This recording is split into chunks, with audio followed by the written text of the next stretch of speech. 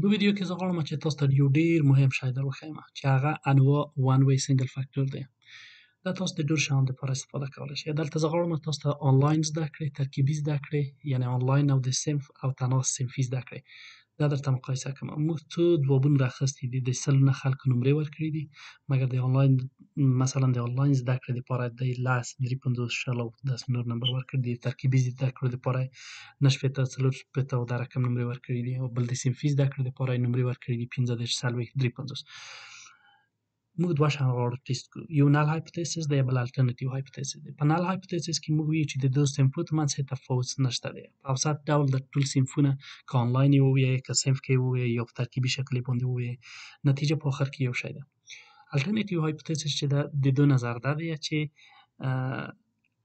نل هایپوتیسس ردیوي وي، حداقل یوه طریقه د دو نه ښه طریقه ده، مګر دا نه درته وایي چې کومه طریقه. د دو په خاطر د هغو دپاره باید ټي ټیسټ وکړو.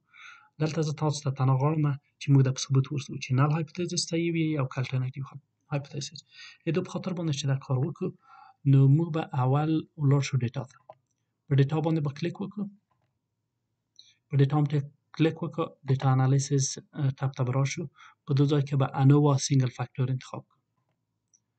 انووا سینګل فاکټور هم چې انتخاب کړله، دله به راشئ ډیټا به مو ورته انتخاب کړئ د عنوانو سره یې. ډیټا هم چې ټوله انتخاب کړله، کالم به انتخاب کړي، د دو په خاطر چې زموږ ډیټا داسې په کالمو باندې پرته ده. صحیح شو؟ نو زه به دا بېرته د منځه یوسم. صحیح شو؟ کالمونه مې انتخاب کړل. په دغه ځای کې به لیبل ورته انتخاب کړئ. لیبل د دو په معنا باندې چې دغه اولي خط یې چې دی یا شپږمه رو چې ده، دا ټول زموږ عنوانونه دي. صنفي زده کړې، ترکیبي زده کړې، آنلاین زده کړې، دا ډیټا نه ده. صحیح شو؟ الفا لیول به یې ورته انتخاب کړئ. معمول 95% ډیټا باید زموږ صحیح وي. تاسو دا کړلی شئ 90% کړئ، یا کم یا زیات کړئ. موږ معمول سټنډرډ شکل باندې 0.05 ورته انتخابوي. صحیح شو؟ بل آوټپوټ رینج په کوم ځای کې تاسو خپله ډیټا غواړئ. مثلا تاسو غواړئ چې په همدغه صفحه کې ډیټا وغواړئ تحلیل یې کړئ، که په نوي ورک بوک کې او یا په نوي بیخي نوي اکسل کې. زه غواړم چې په همدغه ځای کې خپل ډیټا ووینم. نو آوټپوټ رینج به ورته انتخاب کړم. صحیح شو؟ نو زه غواړم چې په دغه ځای کې خپل نتیجه واخلم. دا مې چې کله کلیک کړه او وروسته به اوکې ووایم. اوکې مې چې ووایم، ماته مستقیم ټول ډیټا راکړه. کاونټ په کاونټ کې ماته دا شمېري چې څومره خلکو ځواب ورکړی دی. صحیح شو؟ د آنلاین زده کړې دپاره 8 نفر ځواب ورکړی دی، ترکیبي زده کړو دپاره 9 نفر، د صنفي زده کړو دپاره 8 نفر ځواب ورکړی. سم یا مجموعه د دو ټولو ځوابو څو ده؟ اوریج اوسط د دو ټولو ځوابو څو دی؟ او وریانس د دغو دوو په حساب د دغو دوو مجموعو د سم څخه د څومره تفاوت دی، د مین څخه. صحیح شو؟ اوس به راشو انووا. په انووا کې دوه شیان تحلیل کړي دي. یو د خپله د ګروپو ترمنځ، بل د دوو ګروپو ترمنځ باندې رابطه دی مقایسه کړې ده. تر ټولو مهم شیان چې دي هغه اف ولیو ده، پی ولیو ده او اف کریټیکل ده.